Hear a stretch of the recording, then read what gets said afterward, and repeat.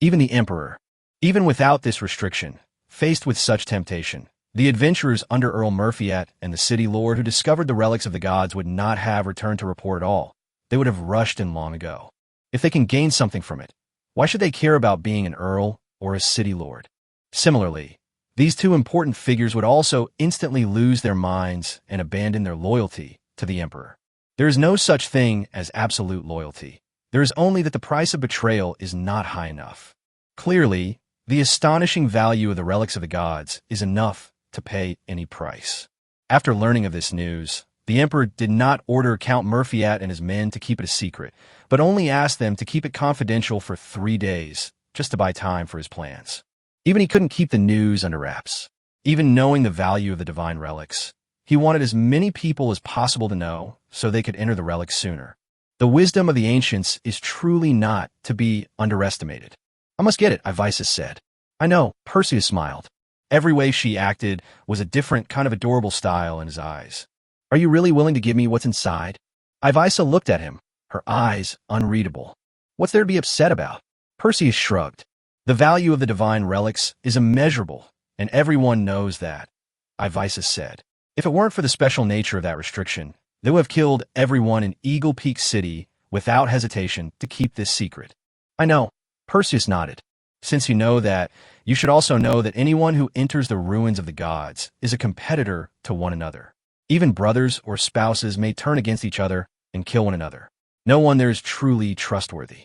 Yes, but you can always choose to believe me, Perseus said. Why? Ivica asked.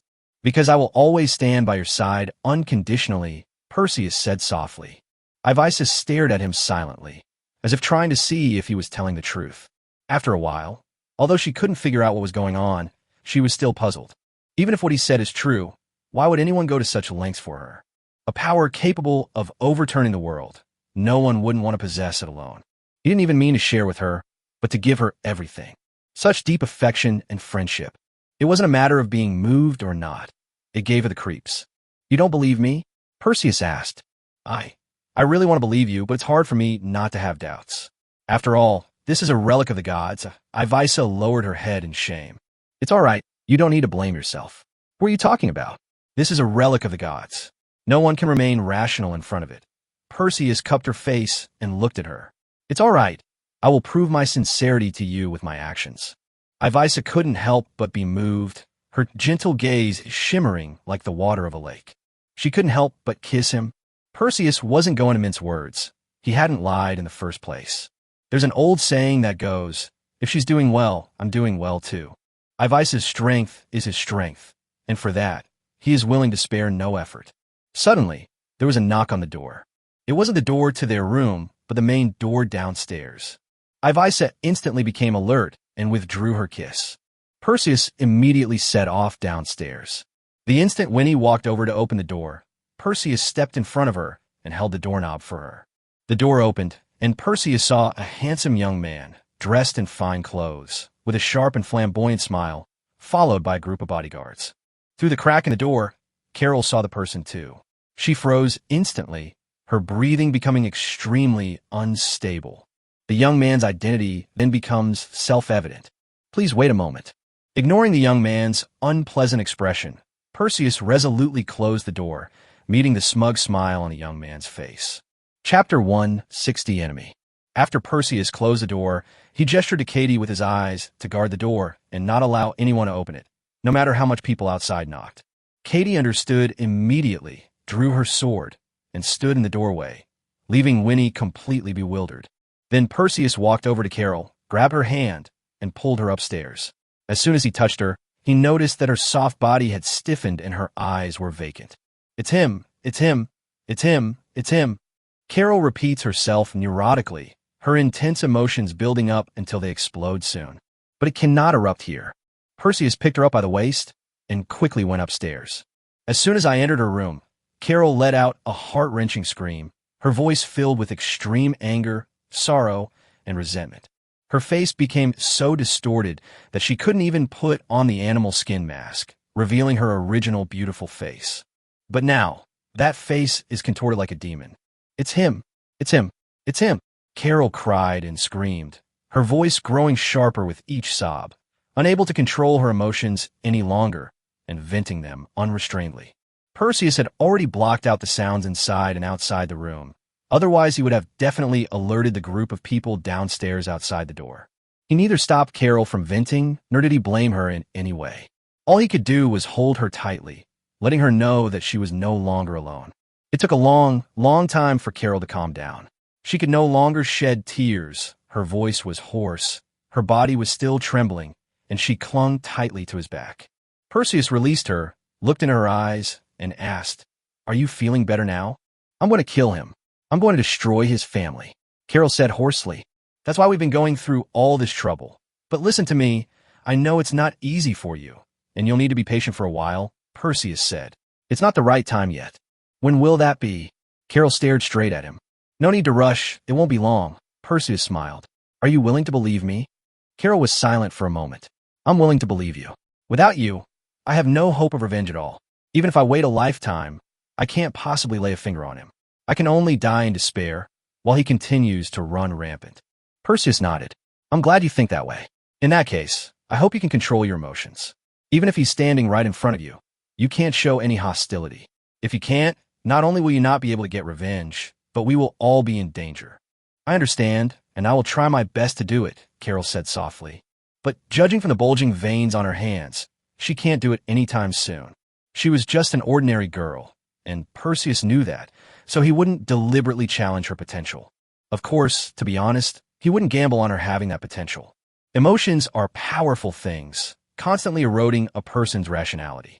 Even a highly accomplished monk who has cultivated himself for many years and whose mind is as still as water will be overwhelmed by long-suppressed emotions if he relaxes even slightly. Even someone who has lived 2 lives cannot remain unaffected by emotions forever. Perseus said, "I'll sit with you a little longer, and I'll go down when I feel better." "No need." Carol rubbed her eyes hard and forced a smile. "Let's not keep that guy waiting too long, or it might affect your plans." "What plan could be more important than you?" Perseus shook his head, then sat on the bed with her in his arms. Such tender moments are rare for Carol. Perseus's previous method of treating her was to first verbally seduce her, then physically touch her, then undress her, and sometimes even more excessively, make her undress herself. And then, after the storm subsided, he resumed his physical advances and verbal harassment. At first she was very dissatisfied, but later she realized that at least she had an adaptation period, which was already quite good. On Winnie's side, there was only a storm. She could hear it all clearly from outside the door. Nestled in Perseus's arms, Carol remained silent, but a slight smile involuntarily crept onto her lips. She really liked this feeling. It would be great if this could happen more often in the future. Perseus remained silent. Saying anything at this moment would be too jarring. "Perseus, do you like me?" Carol suddenly asked. "I like it," Perseus replied without hesitation. "Why did you answer so readily?" Carol frowned slightly, looking quite dissatisfied. "You're not happy that I'm so straightforward?" Perseus was taken aback. "Did you want me to hesitate and stammer, unable to give a coherent answer for a long time? That would be very annoying, but if you could hesitate even a little, showing that you're seriously thinking about this, I wouldn't doubt that you're fooling me." Carol pouted and glared at him angrily. "Oh," Perseus said casually, "but if I hesitate even slightly, you will get angry at me for my lack of willpower." Carol was taken aback, then realized that it seemed to be true. "Why is this happening?" she muttered to herself. "Because you care about me so much. That's why you care so much about what I think of you," Perseus said with certainty. "She has much higher emotional intelligence than you would call her a drama queen. It seems like that, Carol laughed shyly. "Do you like me?" Perseus asked as well. "I don't like it," Carol said, blinking. Perseus felt a tightness in his chest and shortness of breath, staring at her in disbelief. "You'd better not be joking." Think about it yourself. How can anyone like what you've done?"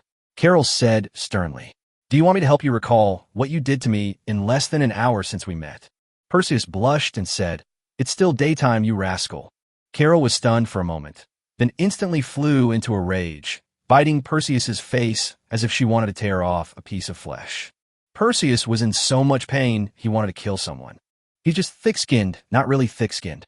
How could he withstand being bitten like that? In order to protect himself, he had no choice but to launch a strong attack on her vitals.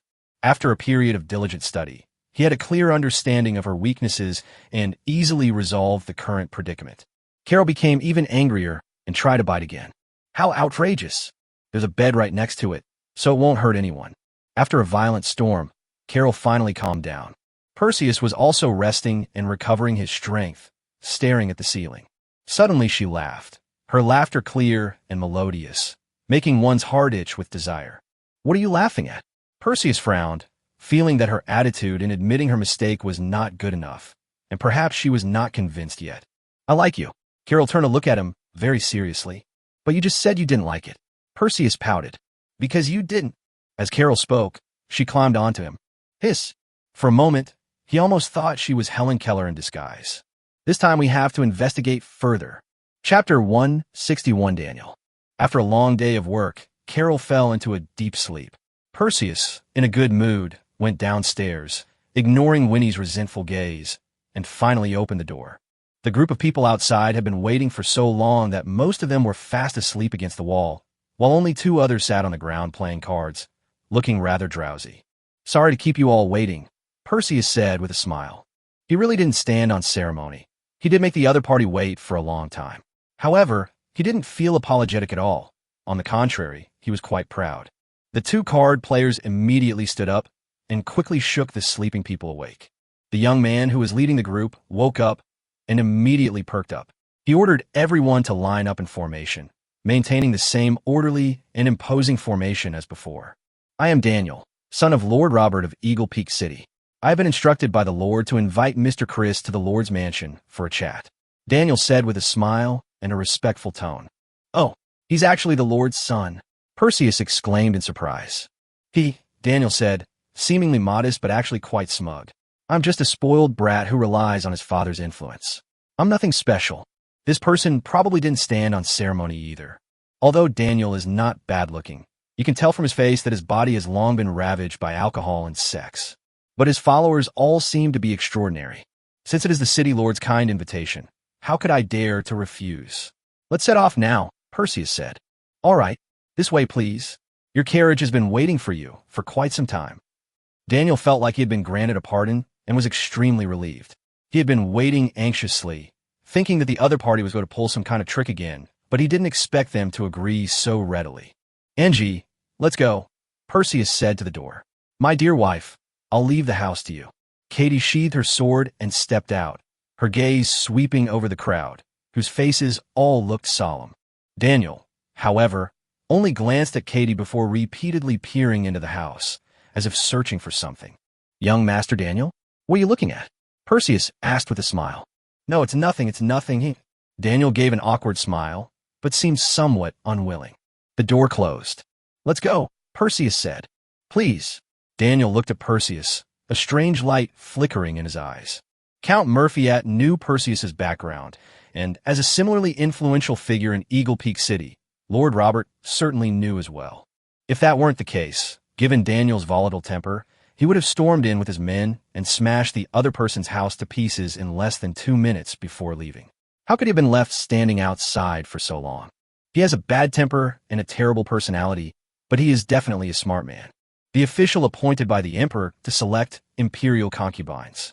This kind of identity leads to different perspectives on different people. For someone like Count Murphy, they would only show a certain degree of politeness and at most tolerate the other party's words and actions, but they would never lower themselves to flatter or fawn over someone of their status. Because they are nobles, and nobles have their pride. Even when facing the emperor himself, they would never act obsequiously. But for Daniel's family, it was a completely different story. The court family are of commoner origin with no real power or influence. Their current power and status are entirely due to the emperor's favor.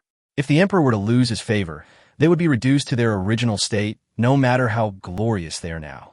This is something they absolutely do not want to see. The duties of the official in charge of selecting the bride were of paramount importance, and the fact that the emperor entrusted Perseus with such a crucial role demonstrates his unparalleled trust in him. Such people are worth their utmost efforts to curry favor with. In any case, they absolutely dare not offend them. Otherwise, if these people go to the emperor to slander them, although it may not directly ruin their family, it will inevitably cause the emperor to develop some resentment towards them. Once a rift develops, their family's glory days are over. They can never rise to a higher level again, and their path will only be downward. This is simply because their identities make them wary. Another reason they had to befriend Perseus was the power he wielded.